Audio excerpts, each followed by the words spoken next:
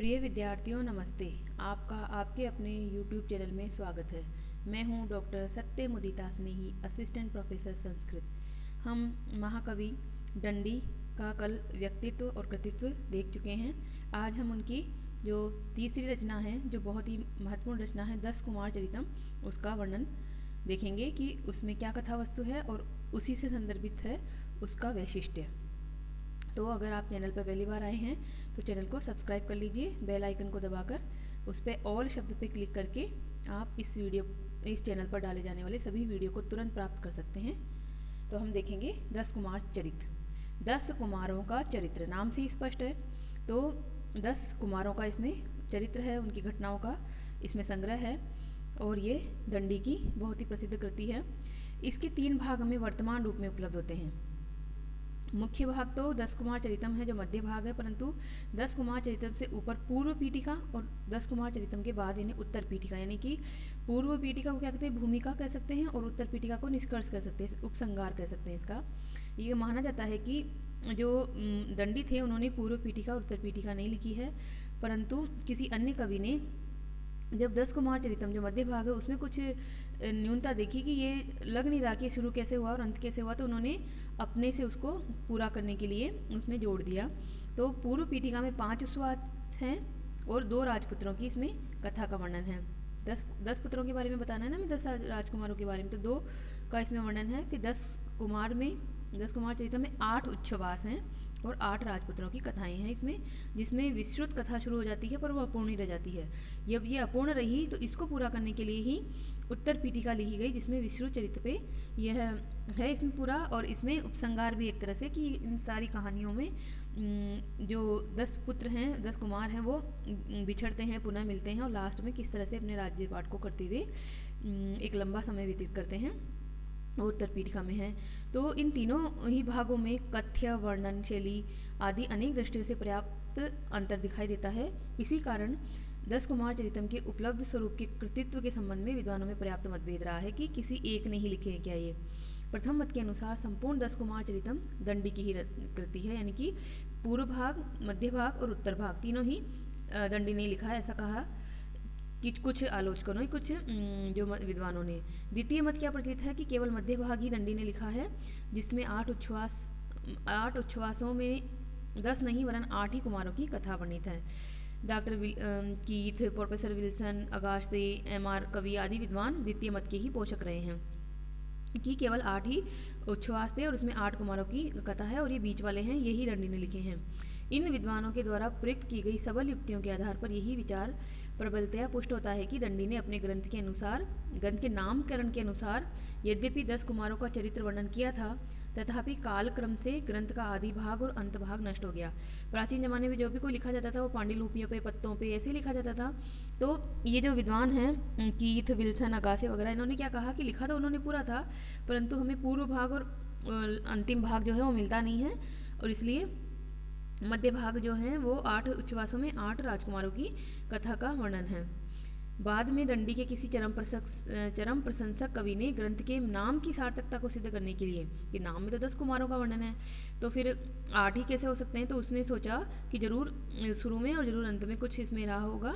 तो उन्होंने नाम की सार्थकता को सिद्ध करने के लिए पूर्व पीठिका में 2 कुमारों का चरित्र रचा और उत्तर पीठिका को जोड़कर ग्रंथ को पूर्णता प्रदान की। इन दोनों भागों के नाम से ही तत्काल प्रतीत हो जाता है कि ये दंडी की कृति के भाग नहीं है। अब देखो 10 कुमार चरितम थोड़ा अलग लगता है, बीच का हिस्सा पूर्व पीठिका और उत्तर पीठिका नाम बहुत अलग लगते हैं, तो ऐसा भी लगता है कि किसी और की रचना है। मूल ग्रंथ की अवतरणिका लिखने के अन्य प्रयत्न भी किए गए। यह इस बात का अतिरिक्त प्रमाण है कि वर्तमान पूर्व पीठिका को दंडी की रचना के रूप में सामान्य मान्यता नहीं दी गई थी। तो जो भी पूर्व पीठिका और उत्तर पीठिका है उसको दंडी की रचना के रूप में उस समय तक मान्यता नहीं दी गई थी। संभवतः स्वयं पूर्व पीठिका में भी 2 व्यक्तियों की रचना का भेद किया जाना आवश्यक है। एम.आर. कवि हैं, उन्होंने एक संभावना व्यक्त की, इस प्रकार की एक संभावना व्यक्त की। उनका कथन यह था कि 1250 ईस्वी में दंडी के संपूर्ण 10 कुमार चरितम का तेलुगु भाषा में अनुवाद किया गया था। ये एक तथ्य है पूरा कि 1250 ईस्वी में 10 कुमार चरितम का तेलुगु भाषा में अनुवाद हुआ था। बाद में कालक्रम से नष्ट हुए संस्कृत अंशों का किसी कुशल लेखक ने तेलुगु से पुनः रूपांतर करके संस्कृत ग्रंथ को पूर्ण कर दिया। तो 1250 में मिलता है ये ग्रंथ पूरा मिलता है तेलुगु भाषा में। अब कह रहे हैं कि कोई विद्वान था जिसने तेलुगु से वापस संस्कृत में अनुवाद किया और संस्कृत की पूर्व पीठिका और उत्तर पीठिका के रूप में यहाँ पर ये हमें मिलता है। अब हम देखते हैं इसका संपूर्ण जो कथानक है वो संक्षेप में देखेंगे, क्योंकि बहुत अगर हम विस्तार में देखेंगे तो बहुत उलझा हो जाएगा और आपके लिए इतना जरूरी भी नहीं है। तो सतकुमार चरितम का संक्षेप में कथानक इस प्रकार है। पुष्पपुरी है, पुष्पपुरी वर्तमान का पटना है। वहाँ का राजा राजहंस ने युद्ध में मालवाधीश, मालवा प्रदेश है, मध्य प्रदेश का मालवा प्रदेश, उसके राजा मानसार को पराजित कर दिया। विजेता राजहंस ने पराजित एवं बंदी मानसर पर दया करके उसे बंधन से मुक्त भी कर दिया। अब जीता तो कौन थे? राजहंस जीते थे और बंदी बनाए गए थे मानसार। तो उन्होंने क्या किया कि मानसार को दया कर दी और मुक्त कर दिया और उदारतापूर्वक से उसका राज्य भी लौटा दिया वापस। किंतु पराजित मानसार जो था वो तो पराजित था और वो बदला लेने के लिए तत्पर था। उसने क्या की? तपस्या की। किसकी तपस्या की? शिव की तपस्या करके पुनः बल संपन्न हो गया वो, और शिव से एक मारक गदा उन्होंने प्राप्त की और उस मारक गदा को लेकर वह पुनः जो राजहंस है उसके राज्य में यानी कि मगध साम्राज्य पर उसने आक्रमण किया, यानी पुष्पपुरी पर आक्रमण किया उसने। तो पुष्पपुरी पर आक्रमण करके राजा राजहंस को पराजित कर दिया। आहत राजहंस अपनी पत्नियों सहित वन में रहने लगते हैं, मतलब पराजित हो जाते हैं, इस बार वो जीत नहीं पाते हैं राजहंस, और अपनी पत्नियों और मंत्रियों इत्यादियों के सहित वन में वो आश्रय ले लेते हैं एक तरह से। वन में ही राजा राजहंस के पुत्र उत्पन्न होता है जिसका नामकरण राजवाहन रखा जाता है। अब देखो, वन में जो कि उनकी पत्नी गर्भवती थी तो राजहंस के राजवाहन नाम का पुत्र उत्पन्न हुआ, और इसी प्रकार राजा के विभिन्न मंत्रियों के भी 7 कुमार उत्पन्न होते हैं वहाँ पर। 7 कुमार कौन कौन से हैं? तो अभी हम देखेंगे कि 7 कौन से, क्योंकि हमें 10 की संख्या गिननी है ना, इसलिए। अब राजा राजहंस का मित्र था कोई मिथिला नरेश प्रहार वर्मा। वो भी सबरों के साथ युद्ध में मारे जाने पर उसके 2 शिशु भी भाग्यवशात राजहंस के पास पहुंच जाते हैं। अब राजहंस का मित्र था प्रहार वर्मा, जो कि मिथिला के नरेश थे। मिथिला कहाँ है? वर्तमान नेपाल में, जहाँ की मैथिली थी, यानी कि जहाँ की सीता देवी थी, तो मिथिला की यहाँ पे है। और मगध के कौन थे? राजहंस थे। तो मिथिला नरेश प्रहार वर्मा के पुत्र भी पहुंचा दिए जाते हैं राजहंस के पास में। अब राजहंस के पास 10 कुमार हैं, उनका पालन पोषण राजहंस को ही करना। एक अपना पुत्र, उसका खुद का पुत्र राजवाहन। 7 मंत्री पुत्र। मंत्री पुत्र कौन है यहाँ पर? 7 मंत्री पुत्र आप जान लीजिए। सोमदत्त, पुष्पोद्भव, अर्थपाल, प्रमति, मित्रगुप्त, मंत्रगुप्त, विश्रुत, ये 7 मंत्री पुत्र हुए। राजा का स्वयं का पुत्र हो गया राजवाहन। और अब आते हैं प्रहार वर्मा के 2 पुत्र, उपहार वर्मा और अपहार वर्मा। उपहार, देखो नाम यहाँ आपको आसानी से याद हो जाएंगे। राजहंस का बेटा राजवाहन, प्रहार वर्मा के 2 बेटे अपहार वर्मा और उपहार वर्मा, बाकी बचे हुए सब 7 मंत्री पुत्र। इन सबका पालन पोषण कौन करता है? राजा राजहंस करते हैं। बड़े होकर ये 10 राजकुमार दिग्विजय अभियान पर निकल पड़ते हैं और यात्रा के बीच भाग्य विषम से परस्पर बिछुड़कर अलग अलग स्थानों पर पहुंच जाते हैं। और कुछ वर्षों बाद जब ये वापस मिलते हैं तो एक एक करके राजवाहन से मिलते गए और अपनी यात्राओं, पराक्रमों और विविध विचित्र लोकानुभवों को अत्यंत रोमांचक और मनोरंजक रूप में सुनाते हैं। इन्हीं साहसिक कथाओं का जो है वर्णन यह हमें मिलता है 10 कुमार चरितम में। तो अब हम देखते हैं इसको कि विभिन्न कुमारों के नाम पूर्वक ये कथा स्पष्टतया और भी समझाई जा सकती है कि कौन से 10 पुत्र और क्या उनके साथ घटित हुआ। ये तो बहुत उलझाऊ है, परंतु हम ये देखेंगे कि पूर्व पीठिका में हमने देखा कि 5 उच्छ्वास हैं, तो पूर्व पीठिका के 5 उच्छ्वास हम देखते हैं।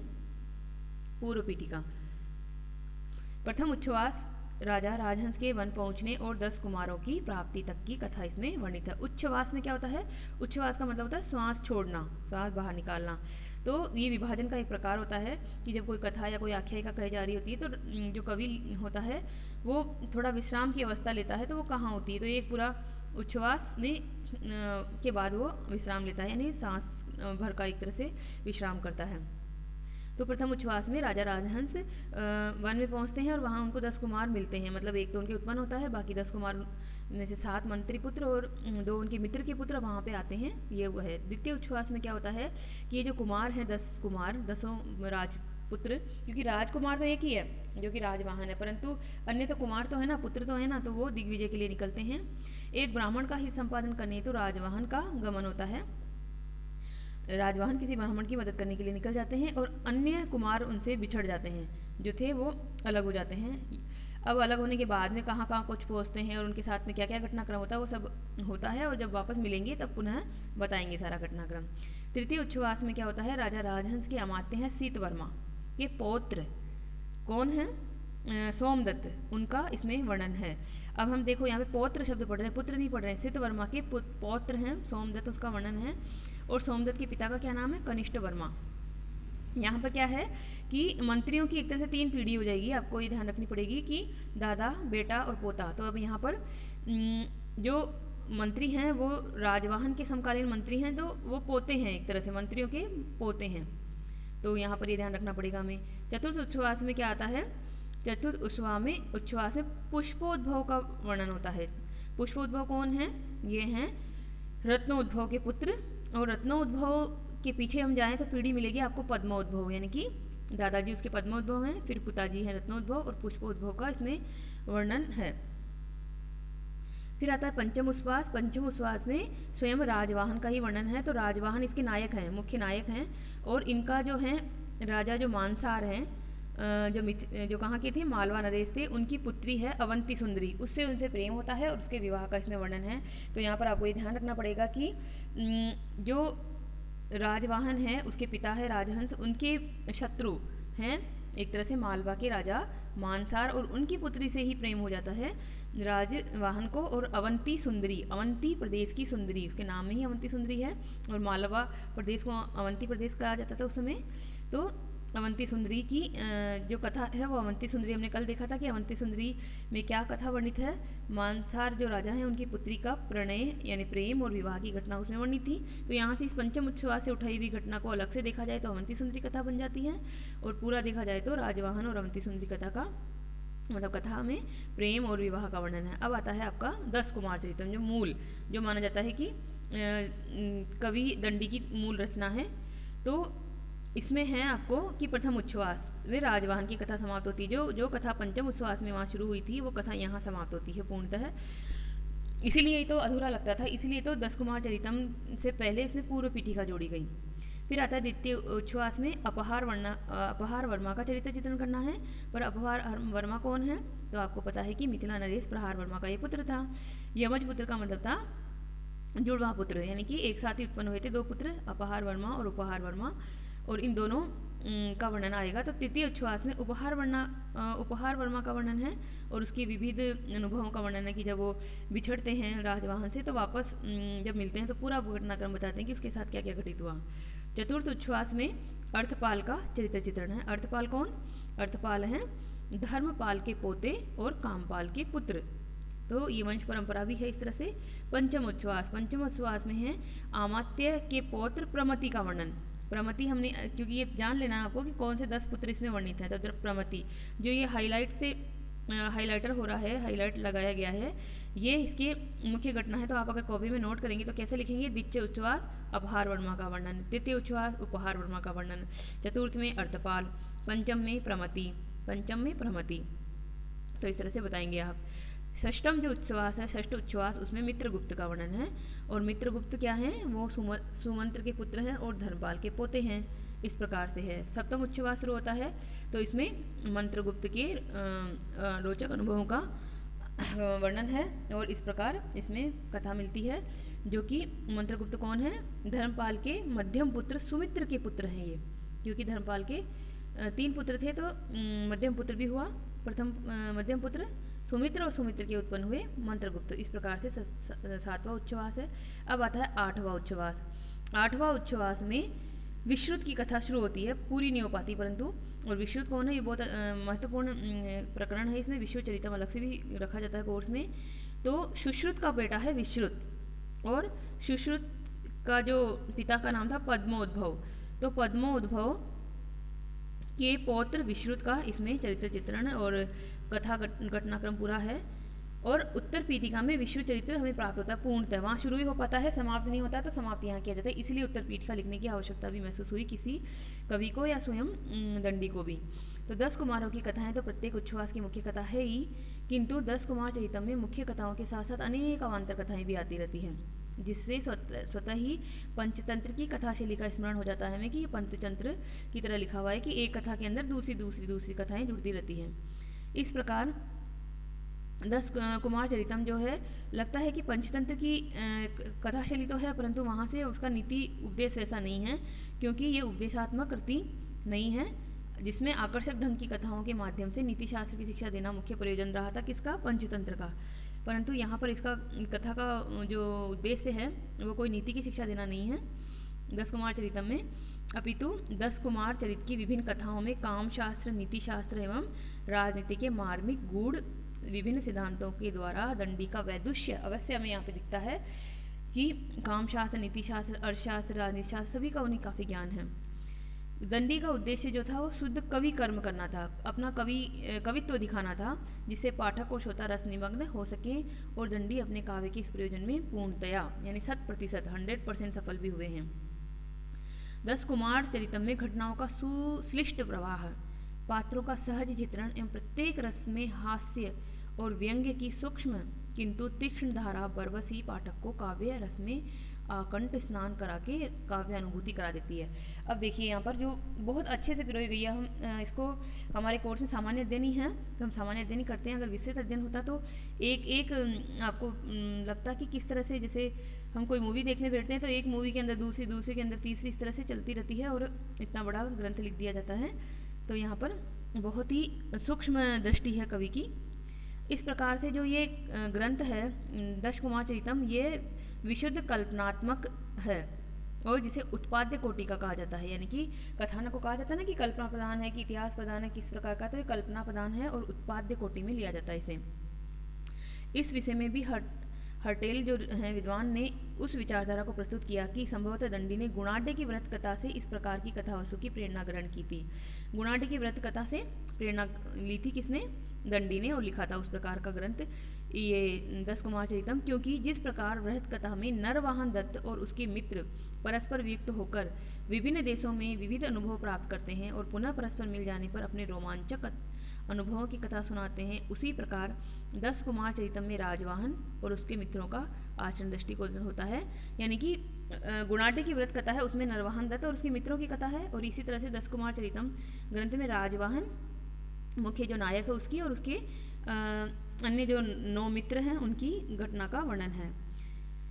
किंतु पाश्चात्य विद्वानों की इस धारणा के लिए कोई पुष्ट प्रमाण नहीं है कि वो व्रत कथा से प्रेरित है। ये यूँ भी प्रत्येक मनुष्य की कल्पनाओं के मूल में संस्कार अथवा अनुभव का बीज तो होता ही है।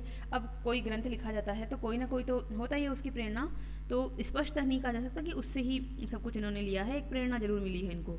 अतः दंडी के दस कुमार चरितम पे गुणाढ्य की व्रत कथा का कोई दाय है अथवा नहीं है, ये कहना जो है कठिन है कि वहाँ से उन्होंने लिया हुआ है या नहीं लिया हुआ है। सुंदर, ललित और अत्यंत रोचक गद्य काव्य के रूप में दस कुमार चरितम ने पंडित समाज व रसिक वृंद सभी से एक सी प्रशंसा अवश्य प्राप्त कर ली है उन्होंने, कि सुंदर, ललित, दंड पद लालित्यम ये फेमस है, तो ये दंडी का ही है। बहुत ही अत्यंत रोचक उन्होंने गद्य काव्य के रूप में हमें दस कुमार चरितम दिया है। इस गद्य काव्य का कथानक जो है वो घटना बहुल है, घटनाएं हैं इसमें, बहुत सारी घटनाएं हैं, जिसमें तत्कालीन समाज की उदार किंवा अनुदार सभी पक्षों का अत्यंत ही सजीव विनोदपूर्ण चित्रण किया गया है। सजीव भी है वो और मनोरंजक भी है, विनोदपूर्ण भी है।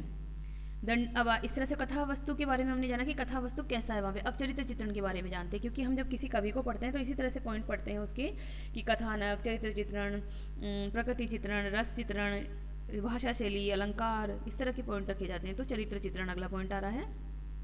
चरित्र चित्रण की दृष्टि से दंडी बिल्कुल यथार्थ के धरातल पर उतरे हुए कवि हैं।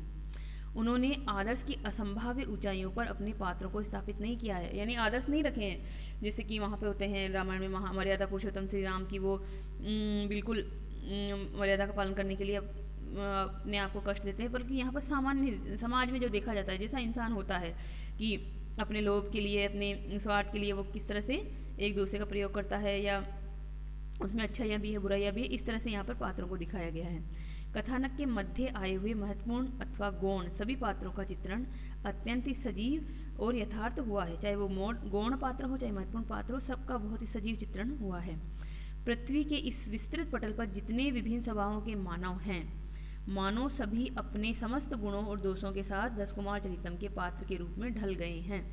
अब पृथ्वी पर जितने भी पात्र हो सकते हैं वो सब मिलेंगे हमें यहाँ पर, राजकुमार, राजपुत्र, मंत्रीपुत्र, वेश्या, सामान्य स्त्री, सब तरह के मिलेंगे हमें। तो ऐसा लगता है कि सारे गुण दोष, एक तो सब तरह के पात्र और सभी गुणों और दोषों से युक्त पात्र यहाँ पर लाए गए हैं। समाज के विभिन्न वर्गों में विशेषतः मध्य वर्ग की ओर दंडी ने विशेष ध्यान दिया है। अब तो देखिए कि ज़्यादातर ग्रंथ क्या लिखे जाते हैं, राजा रानियों पे लिखे जाते हैं, उच्च वर्ग पे लिखे जाते हैं, पर ये जो 10 कुमार चरितम है ये मध्यम वर्ग की कथा है, मिडिल क्लास जो है वर्तमान में जिसको मिडिल क्लास कहते हैं उसकी कथा है। देवीय पात्रों अथवा राजा रानियों के चरित्र अंकन में कवि दंडी का मन उतना नहीं रमा है जितना मध्यम वर्ग का अंकन उन्होंने किया है। अब देखिए कौन कौन से पात्र मध्यम वर्ग में होते हैं। जो तपस्वी दम्भी है, यहाँ पर पाखंडी साधु हैं, हृदय शून्य वेश्या है, कामांध युवक युवती हैं, आदर्श प्रेमी हैं, पति वंचक क्रूर हृदय नारी है, पति प्राणा पतिव्रता गृहिणी है। एक तरफ नारी ऐसी है जो पति को ठगती है, एक तरफ ऐसी नारी है जो पति व्रत धारण करते हुए पति के लिए अपना मतलब सब कुछ त्याग देती है, सती होने के लिए तैयार हो जाती है। कंजूस इसमें एक सेठ हैं, स्वामी की कार्य सिद्धि के लिए प्राणोत्सर्ग कर देने वाला सेवक भी हैं, विपत्ति में स्वामी का साथ छोड़ देने वाले सेवक हैं, ऐसे सेवक हैं जो विपत्ति में स्वामी को छोड़ कर निकल जाते हैं आदि सभी प्रकार के पात्रों के चित्रण के द्वारा दंडी का यह गद्य काव्य अत्यंत ही वास्तविक और सजीव हो गया। वास्तविक लगता है ये, ऐसे नहीं लगता कि उन्होंने समाज में कुछ और है और उन्होंने अपनी कल्पना से कुछ और ही लिख दिया हो। तो सजीव है, लेकिन इसका यह अर्थ नहीं है कि दंडी आचारात्मक भित्ति के विरोधी हैं। तो ऐसा नहीं है कि उन्होंने जैसा देखा वैसा लिख दिया, कि उन्होंने किसी के लिए कोई आदर्श ही नहीं लिखा कि कैसा होना चाहिए, ऐसा नहीं लिखा, ऐसी बात नहीं है, बल्कि उन्होंने ये भी बताया है। तो इस दृष्टि से दंडी का आदर्श सैद्धांतिक होने की अपेक्षा व्यवहारिक अधिक है। व्यवहारिक दिया है उन्होंने सिद्धांत कि व्यवहार में कैसे हो सकते हैं कोई पात्र। मानव जीवन के 3 लक्ष्य होते हैं यहाँ पर, धर्म अर्थ और काम की प्राप्ति। यदि वे तीनों का उपार्जन एक साथ नहीं कर पाते तो किसी भी एक को छोड़ देने में नहीं हिचकिचाते हैं।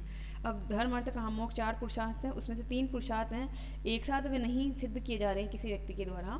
तो वो क्या कहते हैं, किसी को किसी अर्थ उपार्जन में ही दिखा दिया, अर्थपति अर्थमित्र इत्यादि इसमें पात्र हैं जो धन को ही सब कुछ मानते हैं, धन को सब कुछ मानते हुए अपनी बेटी का विवाह भी जो है वो रद्द कर देते हैं जो पहले से तय होता है वो।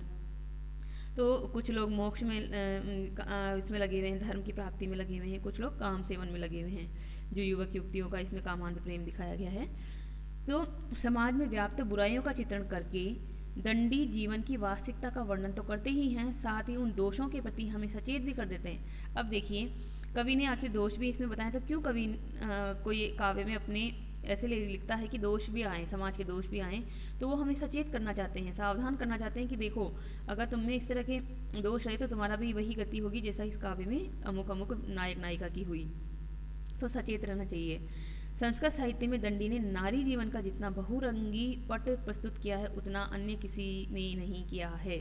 अब देखिए नारी कहते हैं त्रिया तराधे त्रिया भराधे, यानी कि त्रिया मतलब स्त्रियां जो होती हैं वो विविध स्वरूप वाली, विविध स्वभाव वाली होती हैं। इसमें पतिव्रता नारी है, जो हृदय शून्या वेश्या है, और भी इसमें बहुत तरह तरह की नारियों का वर्णन है, प्रेमी प्रेमिका के रूप में, पत्नी के रूप में, रानी के रूप में, दासी के रूप में। तो वो विविध प्रकार की है उनके सबके स्वभाव। समाज के प्रत्येक संभावित स्तर पर नारी पात्रों को उनकी समस्त सूक्ष्म एवं गहन भावनाओं के साथ चित्रित कर देने में दंडी अत्यंत ही सफल हुए। अब नारी हृदय में क्या होता है, स्वाभाविक ईर्ष्या भी होती है, प्रेम भी होता है, दया करुणा सब तरह के भाव होते हैं, तो वैसे ही भाव यहाँ पर बताए गए हैं। दंडी ने वास्तविक रूप में नारी हृदय को पहचाना है, यानी कि नारी हृदय होता कैसा है ऐसा उन्होंने पहचाना है और बताया है। समाज के सभी प्रकार के पात्रों का चित्रण करने के कारण 10 कुमार चरितम में सभी रस हमें अत्यंत मतलब सफलतापूर्वक दिखाई देते हैं। रस चित्रण कर रहे हैं अब हम, तो कौन कौन से रस हैं यहाँ पर। मुख्य रस तो यहाँ पर श्रृंगार रस ही है। श्रृंगार रस के भी दोनों पक्ष, संयोग श्रृंगार और विपुलम श्रृंगार का दंडी ने बहुत सुंदर चित्रण किया है, परंतु हास्य, वीर, करुण, विभत्स्य, शांत आदि रस भी हमें इसमें दिखाई देते हैं। संयोग श्रृंगार के चित्रण में वे कहीं कहीं कालिदास और श्रीहर्ष से भी आगे बढ़ गए हैं, यानी कि शंगोर जो है कालिदास, और हमने श्रीहर्ष का ग्रंथ देखा है नल दमयंती वाला नेषाचरितम, तो वहाँ पर भी ये मिलते हैं हमें श्रृंगार रस। विभिन्न कथानकों में कौतुक और विस्मयावह घटनाओं की प्रचुरता होने के कारण अद्भुत रस का तो सर्वथा इसमें बहुत ज़्यादा ही प्रयोग हुआ है, यानी कि घटनाएं कैसे मोड़ लेती है और कैसे कोई एकदम से जादुई घटनाएं उभर के आती है, तो अद्भुत रस है इसमें। दंडी ने अपने काव्य में निरंतर हास्य रस के साथ साथ व्यंग्य का जो पुट दिया वह पाठकों और श्रोताओं को बरबस ही आकर्षित कर लेता है। अब देखिए इसमें व्यंग्य भी हैं, हास्य रस हैं और साथ में व्यंग्य भी हैं, तो इससे श्रोताओं और पाठकों का बहुत ही मन जो है वो आकर्षित हो जाता है इसकी तरफ। क्योंकि कोई भी जो जैसे मूवी होती है तो उसमें कहते हैं ना कॉमेडी पात्र भी रखे जाते हैं, कॉमेडियन भी रखे जाते हैं। कोई सर्कस होता है तो उसमें जोकर भी रखे जाते हैं ताकि हास्य बना रहे और एक रोचक बनी रहे वो कथा या वो कोई मूवी या कोई सर्कस इत्यादि। कुमारों के विविध अनुभवों का एक अनूठा ही हास्यात्मक वातावरण 10 कुमार चरितम में दंडी ने रच दिया है, जिससे पाठक का हृदय निरंतर प्रफुल्ल बना रहता है। इस प्रकार से हमें यहाँ पर रस की दृष्टि से भी हम इसको परखते हैं तो हमें यही मिलता है कि कवि ने बहुत ही अच्छी तरह से सारे रसों को यहाँ पर बताया है। अब आता है प्रकृति चित्रण। प्रकृति चित्रण आप जानते हैं कि प्रकृति के विविध उपायाम होते हैं। तो प्रकृति चित्रण करते समय वर्णनों को अत्यंत दीर्घ बना दिया था किसने? बाणभट्ट ने, जिससे बाण की कल्पना शक्ति की उर्वरता का ज्ञान तो हुआ हमें, परंतु वहाँ बहुत ज़्यादा दीर्घता आ गई थी, इसलिए वो मन मस्तिष्क को बहुत मतलब अच्छा नहीं लगता था, बहुत जटिल हो जाता था बाणभट्ट के वहाँ पर। परंतु दंडी में ये दोष नहीं है, उन्होंने बहुत ही सहजता से चरित्र मतलब प्रकृति चित्रण किया है। तो देखिए वहाँ पे उन्होंने वसंत ऋतु का वर्णन किया है। वसंत ऋतु के वर्णन की शोभा में ये जो संस्कृत में यहाँ पे सूक्ति लिखी है कि अथ सहकार किसलय मकरंद आस्वाद रक्त कंठानाम मधुकर कलकंठानाम काकली कलकलेन दिक् चक्रम वाचालयन माकंद सिंधुवार सक्ताशोक किंसु कति केलिकेशु कलिका मुपदायन मदन महोत्सवाय रसिक मनांसी समुल्लासयन वसंत समय समाजगाम है। आप इतना सा ध्यान रखिए कि वसंत समय समाजगाम है, वसंत का समय आ गया, हर वसंत की शोभा यहाँ पर है। इसी प्रकार से सूर्योदय का वर्णन भी उन्होंने किया। तो हमें ये ज़्यादा जानने की आवश्यकता नहीं है संस्कृत में कि किस तरह से सूर्योदय का वर्णन है, आप इसको याद रख सकते हो, हिंदी की दृष्टि से रख सकते हैं कि क्या कहा उन्होंने सूर्योदय का वर्णन करते हुए कि मेरे इस प्रकार चिंतन करते हुए ही मानो महासमुद्र से निकलते हुए सूर्य रूपी अश्व की श्वास वायु के वेग से उड़ा दी गई सदृश रात्रि समाप्त हो गई है और मंद प्रताप सूर्य उदित हुआ मानो समुद्र में वास करने के कारण उसका तेज शिथिल हो गया है। सूर्य उदय का वर्णन है। अब देखते हैं हम आगे, इसमें इनकी शैली, भाषा शैली आ रही है। तो भाषा शैली के लिए तो बहुत ही कहा जाता है कि शैली कैसी है इनकी कवि की। तो भाषा शैली में इनके शब्द आडंबर और अलंकार बहुलता की कृत्रिमता बिल्कुल नहीं है, बल्कि सहज, प्रभावपूर्ण, प्रांजल, मुहावरेदार, सरल किंतु ललित भाषा का प्रयोग करके अत्यंत सुंदर और व्यवहारिक संस्कृत का उदाहरण कवि ने प्रस्तुत किया है। इसलिए अधिकांश समालोचकों ने दंडी को अत्यंत मनोरम एवं ललित वैदर्भी रीति का आचार्य माना है। तो कोई पूछे आपसे कि 10 कुमार चरितम में कैसी भाषा शैली का प्रयोग हुआ है, तो आप लिखेंगे कि वैदर्भी रीति का प्रयोग हुआ है। गद्य काव्य के इतिहास में शैली की दृष्टि से आचार्य दंडी का अपना ही मार्ग रहा, अपना ही निजी मार्ग रहा, यानी कि एक अलग ही मार्ग इन्होंने प्रवर्तित कर दिया, किसी और की नकल नहीं की। सुबंधु की जो शैली थी वो प्रति अक्षर श्लेषमय थी, यानी प्रत्येक अक्षर पर श्लेष अलंकार होता था सुबंधु में। बाण ने समास बहुल पांचाली रीति का आश्रय लिया था, बहुत ज़्यादा समास यूज़ किए थे। अब दंडी कैसे हैं? दंडी वैदर्भी रीति के कवि हैं। वैदर्भी रीति में क्या होता है कि स्पष्ट अर्थवत्ता, सुंदर रसाभिव्यक्ति, दैनंदिन प्रयोग की क्षमता कि हम उसको बोल सकें, बोलचाल में यूज़ कर सकें, ऐसी भाषा शैली इन्होंने प्रयोग की है। और प्राचीन ज़माने में संस्कृत को बोला जाता था, तो वही संस्कृत इन्होंने लिखी है जो बोलने चालने में यूज होती थी। पदों का सुंदर विन्यास आदि इसमें हमें दिखाई देता है और ये बिल्कुल अनिर्वचनीय है।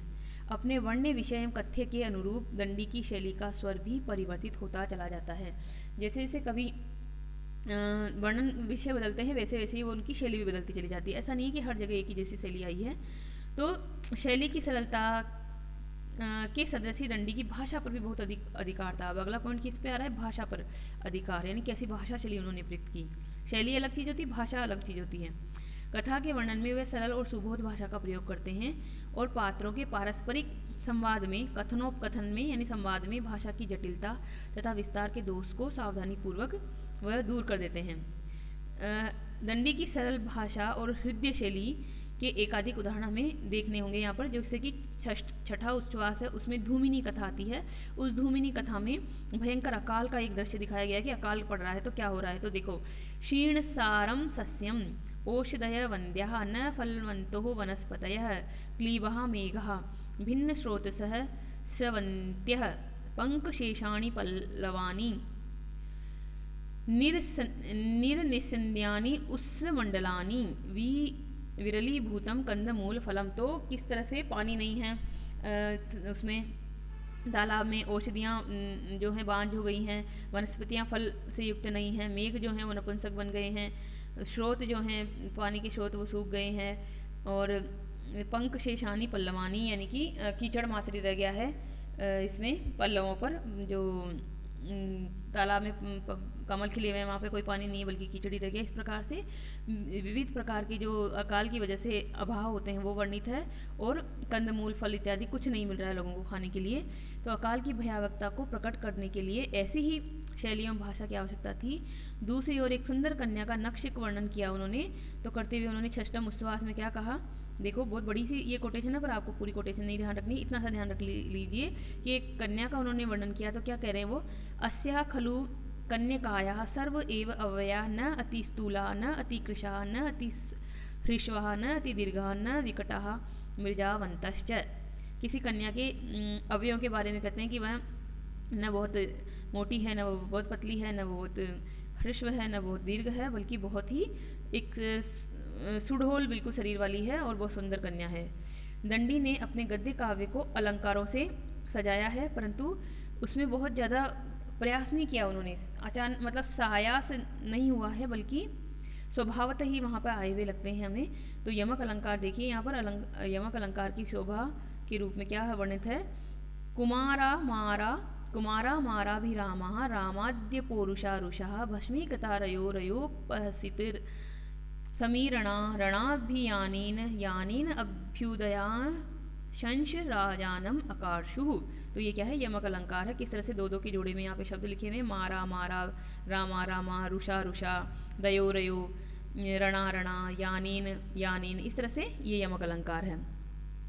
इसी प्रकार राजा राजहंस का वर्ण्य हृदय अनुप्रास अलंकार भी बहुत सुंदर हुआ है। राजा राजहंस के वर्णन में उन्होंने जो वर्णन किया है वो क्या है, अनुप्रास अलंकार वहाँ आता है। 10 कुमार चरितम के कथानक की नूतन सृष्टि, चरित्र चित्रण की सहजता तथा शैली की भाव प्रवणता एवं माधुर्य से महाकवि दंडी का विविध ज्ञान, पांडित्य, बहुपक्षीय लोकानुभव स्वतः ही प्रकट हो जाता है कि कवि को बहुत ज़्यादा ज्ञान है।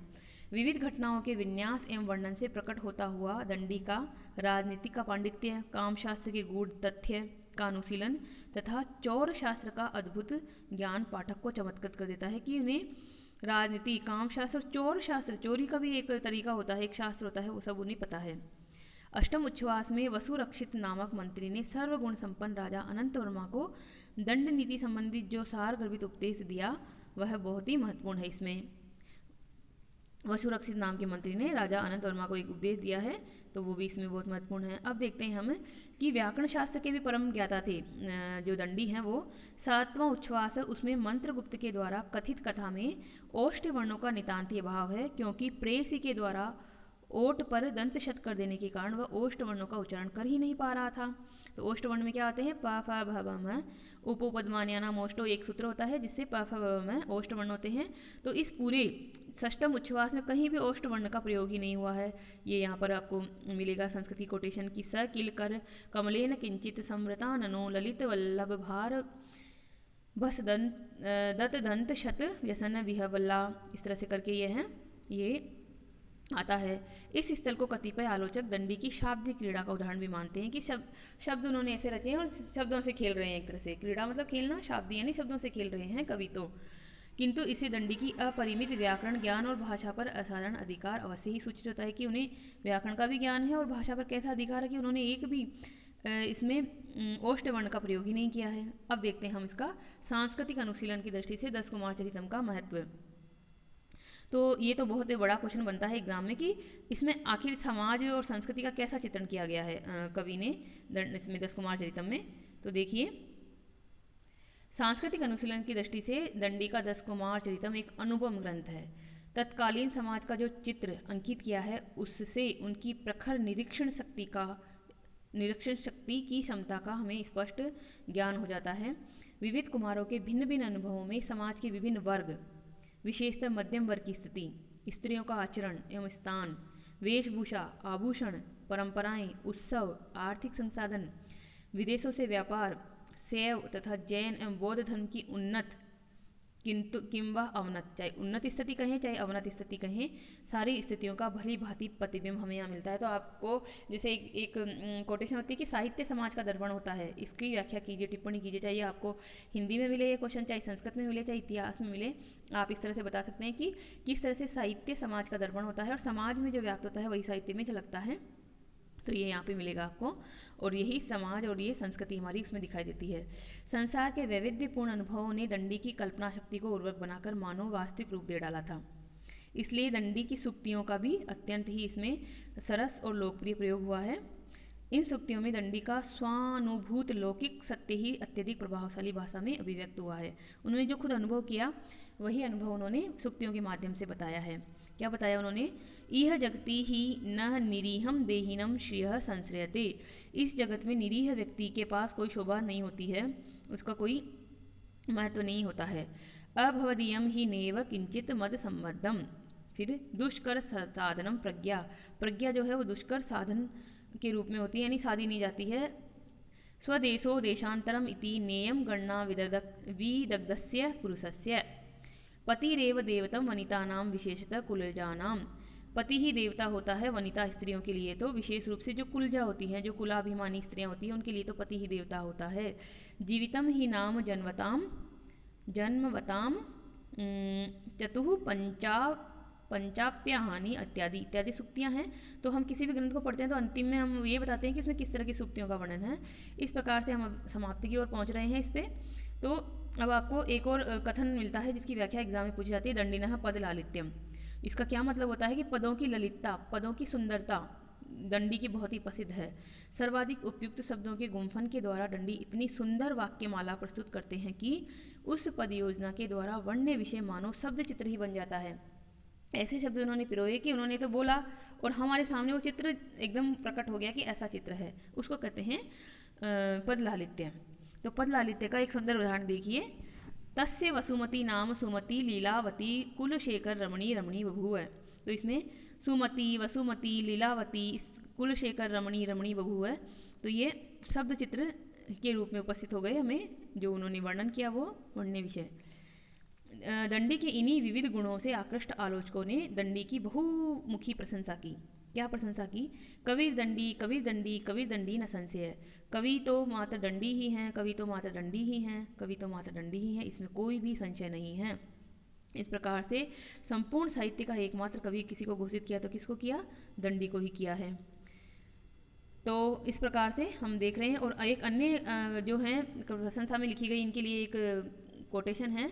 क्या है कि दंडी को वाल्मीकि तथा व्यास के समकक्ष कवि कहकर साहित्य में दंडी के महत्व को उन्होंने प्रदर्शित किया। जाते जगति वाल्मीकौ कवि इति अभिधा अभवत्।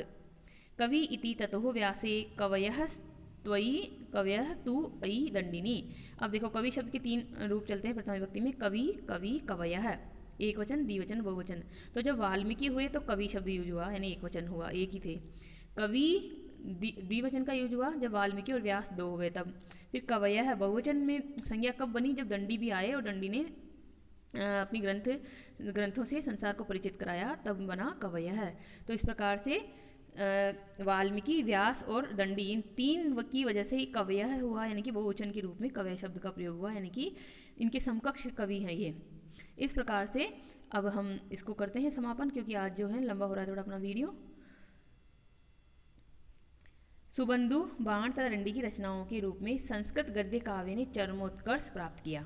हमने पढ़ लिया है इसको, आपको ध्यान है तो। सुबंधु पढ़े हमने, सुबंधु की वासवदत्ता, फिर बाण की हमने कादम्बरी और हर्षचरित पढ़ा, और दंडी का हमने तीन ग्रंथों में से जो हमारे कोर्स में है गद्य साहित्य के रूप में, वो है अवंती सुंदरी कथा और 10 कुमार चरितम। तो संस्कृत गद्य काव्य में इन तीन कवियों की वजह से चरमोत्कर्ष प्राप्त किया। परवर्ती समय में भी अनेक गद्य रचनाएं की जाती रही, किंतु कोई भी उत्कर्ष को प्राप्त नहीं कर सकी है। दंडी ने सहज, मनोरम और मुहावरेदार भाषा का प्रयोग करके जिस सरल शैली का प्रवर्तन किया था, वह शैली परवर्ती लेखकों में अधिक प्रिय नहीं हुई। अब क्या होता है, सरल को नहीं अपनाते लोग, उससे ऊंचा लिखना चाहते हैं, उससे ऊपर का लिखना चाहते हैं। तो यहाँ पर भी दंडी ने तो सरल शैली का प्रवर्तन किया था। दंडी के बाद में जो हुए उन्होंने थोड़ा उसको समास बहुल बना दिया, और थोड़ा जो है दुरूह बना दिया, अपना पांडित्य का प्रदर्शन किया। तो अन्य कवियों ने क्या किया कि अन्य कवियों ने बाण की समास बहुल और चित्रण प्रधान शैली को ही अपनाया है, यानी कि उसी को बनाया है। और इस प्रकार से दंडी के बाद भी बहुत सारे कवि हुए हैं, परंतु हम उनको हमारे विषय में नहीं है, इसलिए हम नहीं पढ़ेंगे। और हम यहीं पर अपने समाप्त करते हैं कोर्स को, आज की मतलब वीडियो को। तो मेरा आपसे ये निवेदन है कि अगर आप पहली बार इस चैनल पर आए हैं तो इसको सब्सक्राइब कर लीजिए, बेल आइकन को दबाकर ऑल शब्द पे क्लिक करके आप इसकी सदस्यता ले सकते हैं। वीडियो अच्छा लगा तो लाइक कर दीजिए और अन्य तक पहुंचाने के लिए शेयर और फॉरवर्ड भी कर दीजिए। और अगर आपको किसी भी तरह का कोई सुझाव देना है तो यूट्यूब में कमेंट बॉक्स में अवश्य लिखें, हम आपके सुझावों का स्वागत करते हैं और निरंतर हम उसका अवलोकन करते हैं कि वहाँ पर किस तरह से प्रतिक्रिया आई है। तो आप उसमें अवश्य लिखें। तब तक के लिए धन्यवाद, कल फिर मिलेंगे, पढ़ते रहिए, धन्यवाद।